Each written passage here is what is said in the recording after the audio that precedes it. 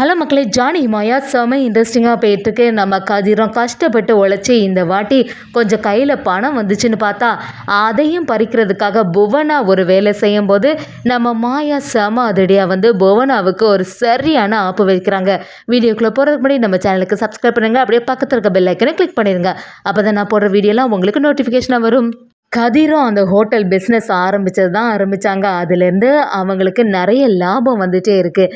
இன்னொரு சைடு புவனேஸ்வரியும் பசுபதி கிட்ட என்னென்னா கதிரோட பிஸ்னஸ் எல்லாம் எப்படி போகுது, அவனுக்கு நல்லபடியாக இருக்கக்கூடாது, அவன் வாழ்க்கையில் முன்னேறிடவே கூடாது அப்படின்னு சொல்லிட்டு பார்க்கும்போது அங்கே ஹோட்டலில் வியாபாரம் அகமோகமாக போகிறத பார்த்த நம்ம புவனேஸ்வரி அப்படியே அதிர்ச்சியாகி நிற்கிறாங்க. இவன் முன்னேறிட்டானா அதுக்கப்புறமா நம்ம நினச்சது எதுவுமே சாதிக்க முடியாது. அதில் வர கதிர்க்காக அந்த ரகுராம் அந்த வீட்டு பத்திரத்தையே இப்படி ஒரு செயல் செய்திருக்கான். இதை விடவே கூடாது.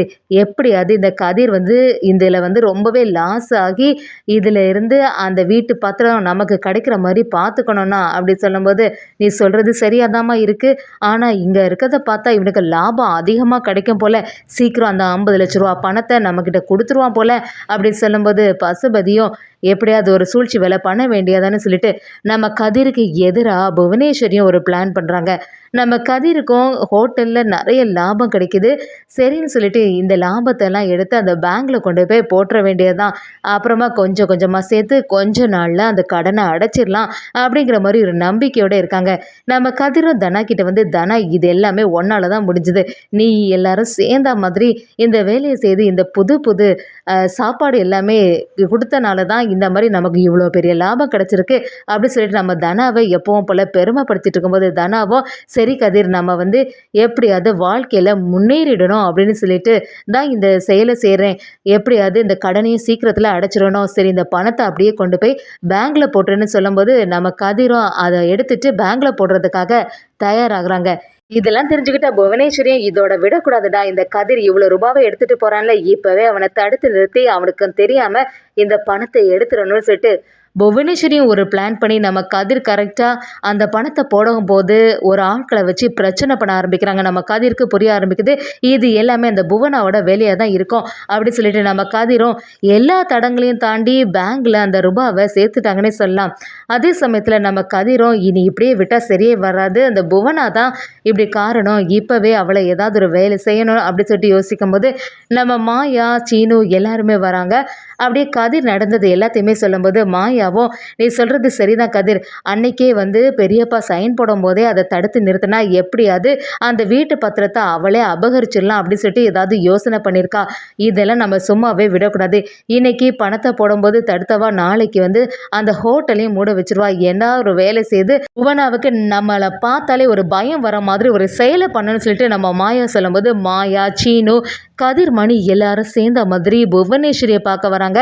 புவனேஸ்வரி அவங்கள பார்த்தோன்னா அதிர்ச்சியாக நிற்கிறாங்க.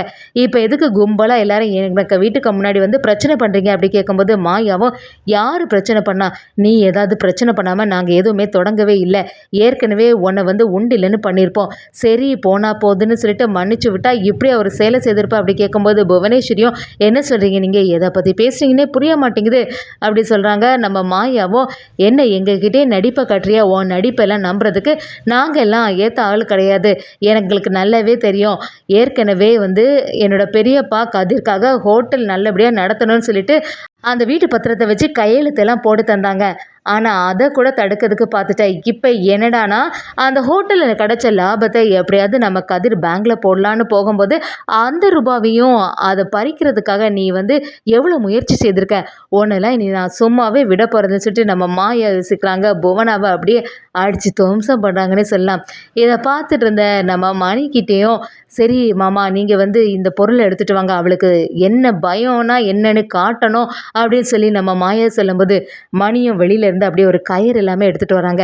அப்படியே புவனேஸ்வரியை மடக்கி பிடிச்சி ஒரு கட்டத்தில் அப்படியே கயிறு நல்லா கட்டி சரியாக வெளுத்து வாங்குறாங்க. நம்ம கதிரும் மாமா சொன்ன ஒரு வார்த்தைனால தான் அன்றைக்கே நான் உன்னை உயிரோடு விட்டேன், அன்றைக்கே உனக்கு பிரச்சனை இருந்ததுன்னா இன்றைக்கெல்லாம் இவ்வளோ எங்களுக்கு இவ்வளோ டார்ச்சர் கொடுத்துருக்க மாட்டேன், இனி ஒன்றால் இந்த இடத்த விட்டு வரவே முடியாது பாரு, இனி ஒருக்கா கூட இந்த குடும்பத்துக்கு ஏதாவது ஒரு கெட்டது நினைக்கணும்னு நினச்சேன்னு வச்சுக்கேன் அதுக்கப்புறமா நடக்கிறதே வேற, உன்னெல்லாம் சும்மாவே விட போகிறதுன்னு சொல்லிட்டு நம்ம கதிர், மாயா, சீனு எல்லாரும் சேர்ந்து செமையை எதிர்த்து அடித்து துவம்சம் பண்ணிட்டு இருக்காங்க. புவனேஸ்வரியும் விடுங்கடா, இந்த கெட்ட அவுத்து விடுங்கடா அப்படின்னு சொல்லும்போது நம்ம மாயா யாருமே கேட்ட மாதிரி இல்லை, எல்லாத்தையுமே நீ இதை அனுபவிக்க வேண்டியதுதான் அப்படின்னு சொல்லிட்டு அந்த இடத்துலேருந்து கிளம்பிடுறாங்க. பசுபதியும் வந்த உடனே புவனேஸ்வரியை பார்த்து அப்படியே அதிர்ச்சியாகி நிற்கிறாங்க. என்னாச்சுமா, உன்னை யார் இப்படி கெட்டி போட்டது, என்னாச்சு அப்படின்னு சொல்லிட்டு பதட்டமாக கேட்கும்போது புவனாவும் உடனே இந்த கெட்டையெல்லாம் கலத்திடனா அப்படின்னு சொல்லிட்டு சொல்லும்போது நம்ம பசுபதியை என்னாச்சுன்னு கேட்குறாங்க. புவனேஸ்வரியும் இந்த ரகுராம் குடும்பத்தை வந்து சும்மாவே விடக்கூடாது, கதிர் எல்லாம் ஒரு ஆளே கிடையாது, அப்படிப்பட்டவன் என் முன்னாடி எதிர்த்து இன்னைக்கு பேசிட்டு போயிருக்கான், அவனுக்கு கிடைச்ச லாபத்தை அந்த பேங்க்ல போடுறதுக்கு போனால அந்த சமயத்தில் பிரச்சனை நடந்தில்ல, அதுக்கு வந்து இப்படி பண்ணிட்டு போயிருக்கான். இனி வந்து இதை நம்ம சும்மாவே விடக்கூடாது, கதிரை பற்றின எல்லா விஷயத்தையும் தெரிஞ்சிட்டு இனி அந்த ஹோட்டலை அவன் மூடுற மாதிரி ஒரு செயலை நடத்திடணும், அப்போ தான் நம்மக்கிட்ட வந்து கெஞ்சுவான், அந்த 50 லட்ச ரூபா பணத்தை அடைக்கிறதுக்கு அவன் ரொம்பவே கஷ்டப்படணும்னா அப்படி சொல்லும்போது பசுபதியும் நீ எதுக்கும் கவலைப்படாதமா, இந்த திட்டம் வேணுன்னா வீணாக போயிருக்கலாம், ஆனால் என்னைக்கா இருந்தாலுமே அந்த ரகுராம் இந்த வீட்டு பத்திரத்தை இந்த கதிர்க்காக நம்ம இப்படி அடவு வச்சுட்டோமே அப்படிங்கிற மாதிரி ஒரு செயலை யோசிக்கும் போது வருத்தப்பட போகிறான். அந்த மாதிரி ஒரு நிகழ்வு சீக்கிரமாக நடக்க போகுதுமா அப்படின்னு சொல்லிட்டு நம்ம புவனேஸ்வரிக்கு ஆறுதலாக இருந்துட்டு இருக்காங்க. புவனேஸ்வரி இந்த சும்மா விட மாதிரி இல்லை, கண்டிப்பாக சீக்கிரத்தில் அந்த கதிருக்கு ஹோட்டலை மூடன்னு சொல்லிட்டு ஒரு பிளான் பண்ணுறாங்க. இந்த சைடு பார்த்தீங்கன்னா நம்ம தனாவுக்கெல்லாம் இந்த விஷயம் தெரிஞ்சு, பாத்தியா கதிர், எவ்வளோ பிரச்சனைகள் நடுவில் நீ வந்து இப்படி இருக்க, நம்ம வந்து இனிமேல் கொஞ்சம் உஷாராகவே இருக்கணும், அந்த புவனேஸ்வரி எதுக்கு எடுத்தாலுமே நம்ம குடும்பம் அழியணும் அப்படின்னு சொல்லி தான் நினச்சிட்டு இருப்பா, ஏதாவது பண விஷயத்துலேயும் ரொம்பவே ஜாக்கிரதையாக இருக்கணும், கூடிய சீக்கிரமாட்டு நமக்கு லாபம் இதோட அதிகமாக கிடச்சுன்னா அந்த பணத்தை அடித்து எப்படியாவது இந்த ஹோட்டலில் மீட் எடுக்கணும் அப்படின்னு சொல்லிட்டு நம்ம தனாவும் கதிர்கிட்ட சொல்கிறாங்க. அதே சமயத்தில் கதிரோட ஓனரும், நீ இது வரைக்கும் மேனேஜராக இருந்துட்டு இருந்தல்ல, இப்போ என்னோட ஹோட்டலில் எவ்வளோ லாபம் வருதோ அதில் பாதி லாபம் உனக்கு தானே சொன்னேன்ல, அதே மாதிரி தான் நடக்க போகுது, இனி இந்த ஹோட்டலில் ஒரு முதலாளியாட்டே நீ வந்து வேலை பார்க்கலாம் அப்படிங்கிற மாதிரி நம்ம கதிருக்கு உறுதுணையாகவே இருந்துட்டு இருக்காங்க. இதுக்கு முன்னாடி இவ்வளோ கூட்டம் எல்லாம் இந்த ஹோட்டலில் வந்ததே இல்லை, நீ என்னைக்கு இதை வந்து எடுத்தியோ அதிலிருந்து தான் இவ்வளோ முன்னேற்றம் ஆயிருக்கு அப்படின்னு சொல்லிட்டு அவங்க பேசும்போது நம்ம கதிரும் எல்லாத்துக்குமே காரணம் தனா தான், தனா ஒன்று ஒரு விஷயமும் பார்த்து பார்த்து அதில் ருசியான சமையல் செய்யறனால தான் இவ்வளோ கூட்டம் வருதுன்னு சொல்லிட்டு நம்ம தனாவை பெருமையாக பேசுகிறாங்க.